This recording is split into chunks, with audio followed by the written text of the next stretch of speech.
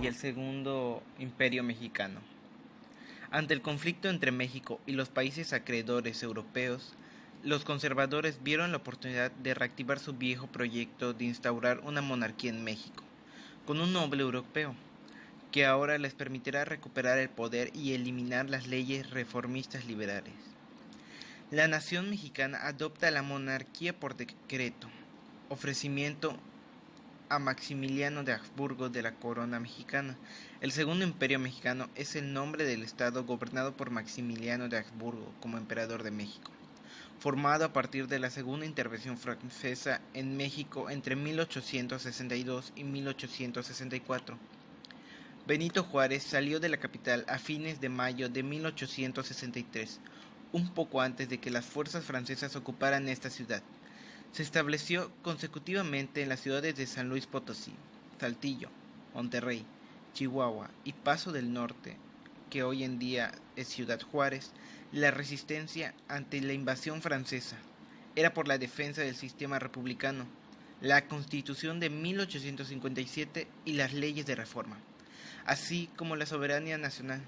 Las fuerzas republicanas estaban conformadas por los ejércitos regionales. Además, las guerrillas jugaron un papel importante al hostilizar constantemente a las fuerzas enemigas. En 1863, el mando invasor francés trató de organizar un nuevo congreso, pero debido a la oposición pública formaron nuevos órganos gobierno. La asamblea de notables y regencia, integrado por los conservadores Juan Nepomuceno Almonte, José María de Salas y el arzobispo de Puebla, Pelagio Antonio de la Bastida. La regencia preparó el camino para establecer un imperio. Napoleón III y los comisionados mexicanos propusieron como candidato para ocupar la monarquía mexicana al archiduque Fernando Maximiliano de Habsburgo. Así, Francia veía la posibilidad de entablar mejores relaciones con Austria y Francisco José, hermano mayor de Maximiliano y emperador de Austria, aprobó la oferta con tal de que su hermano menor renunciara a los derechos de sucesión al trono austriaco. Tratado de Soledad. Los tratados preliminares de la Soledad fueron una serie de convenios firmados en la población mexicana de la Soledad, en el estado de Veracruz, el 19 de febrero de 1862, entre el ministro de Relaciones Exteriores de México, Manuel Doblado, y el representante de la Alianza Tripartita, Juan Prim. La alianza tripartita, formada por la Inglaterra, Francia y España, se había firmado en Londres el 31 de octubre de 1861, una moratoria de pagos contra la República Mexicana en la denominada Convención de Londres. A principios de diciembre de ese mismo año, las potencias aliadas se instalaron en las localidades mexicanas de Orizaba y Xalapa para invadir el país. Manuel Doblado, ministro de Relaciones Exteriores del gobierno mexicano, logró hacer que Juan Prim, representante español, y Lord John Russell por Inglaterra se retiraran, pero Dubois de Salini por Francia avanzó hasta Puebla con fuerzas dispuestas a conquistar el país. Así comenzó la intervención francesa. La alianza tripartita fue conformada por Francia, Reino Unido y España, las cuales formaron una alianza por la Convención de Londres y anunciaron su intención de enviar tropas a México. El gobierno de ese país derogó la ley de suspensión de pagos por la alianza, no eliminó su plan. Las tropas de la alianza llegaron a Veracruz en 1862 y entraron a negociaciones con el gobierno de México. Los dirigentes de las misiones británicas y españolas decidieron volver, pero los franceses anunciaron que ocuparían México.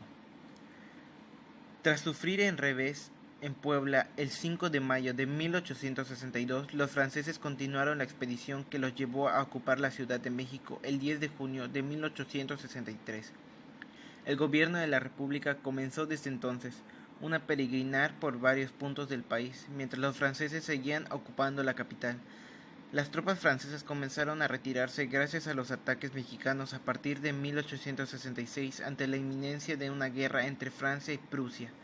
la derrota de los confederados en la Guerra de Secesión estadounidense en 1865, que respaldaron en todo momento a Napoleón III.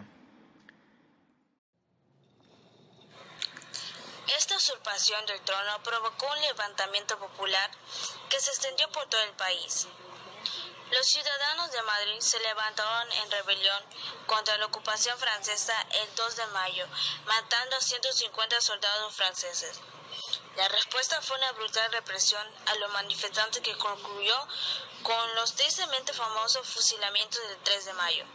Acababa de comenzar la resistencia española y la guerra de la independencia. De la invasión napoleónica que dio inicio a la guerra entre España y Francia. Inicialmente, España era aliada de Francia mediante el acuerdo suscrito por el primer ministro Manuel de Collioure y por Francia. En virtud de él, en 1807, los ejércitos franceses cruzaron España con el objetivo de invadir Portugal. Pero en 1808, Francia se volvió a encontrar de España bajo el pretexto de reforzar el ejército franco-español que ocupaba Portugal. Francia comenzó a enviar tropas imperiales a España. En febrero de 1808, Napoleón ordenó a los comandantes franceses a tomar las fortalezas militares estratégicas españolas. Era el comienzo de la guerra. El ejército español se vio prácticamente paralizado, sorprendido, mal equipado, sin sus mejores tropas llegadas por Napoleón a Dinamarca o dispersos desde Portugal a las Islas Baleares.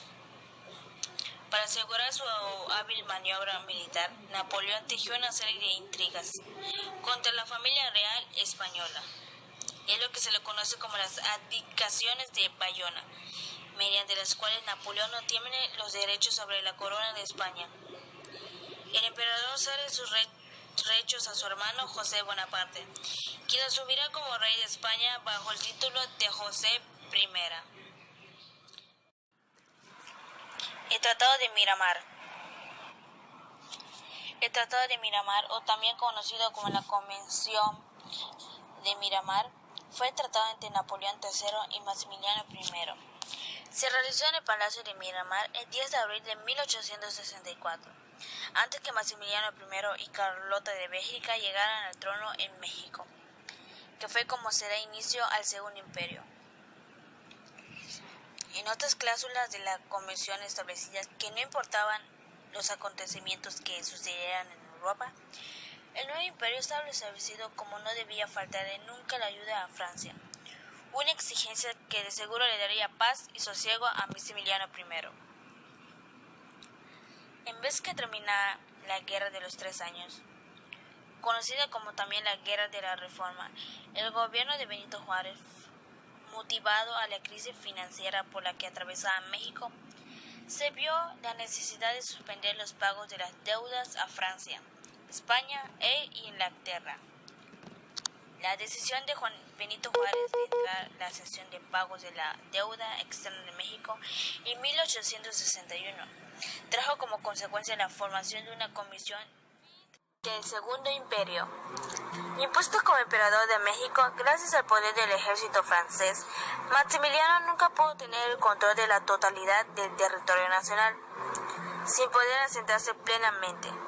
El imperio comenzó a desmoronarse cuando terminó la Guerra de Secesión en los Estados Unidos, cuyo gobierno ejerció una fuerte presión diplomática, hasta provocar el retiro de la fuerza francesa de tierras mexicanas. El conflicto terminó en los primeros meses de 1865, con la derrota de las fuerzas sureñas, y aunque después ocurrió el asesinato del presidente Lincoln, el gobierno estadounidense tomó en sus manos el asunto de la intervención francesa en México. El interés era tan magistral que se llegó a decir que en Texas se encontraban 100,000 soldados listos para entrar en México, para expulsar a los franceses. Como sabemos, el imperio se estableció a pesar de que México tenía un gobierno republicano encabezado por Benito Juárez. Con todo y la brillante victoria mexicana en Puebla el 5 de mayo de 1862, el avance de los franceses obligó al presidente a salir de la Ciudad de México y establecer un gobierno errante, por diversas ciudades del norte del país. La difícil situación fue la que atravesaba el gobierno juarista hasta 1865. Se fue modificando gracias a que las tropas invasoras se fueron replegando hacia el centro de México. La acción diplomática de los Estados Unidos estaban dando los primeros resultados. Además, tras concluir la guerra de secesión, fue más fácil para el debilitado ejército republicano conseguir pretextos en la frontera. Aunque todavía permanecían en el país algunas fuerzas de la legión extranjera, el ejército republicano consiguió algunos progresos de la importancia. El 2 de abril de 1865, el general Porfirio Díaz tomó la ciudad de Puebla y se dirigió a la Ciudad de México. Maximiliano, que se había hecho fuerte en Querétaro, fue sitiado por el general Mariano Escobedo. En mayo se tomó la ciudad.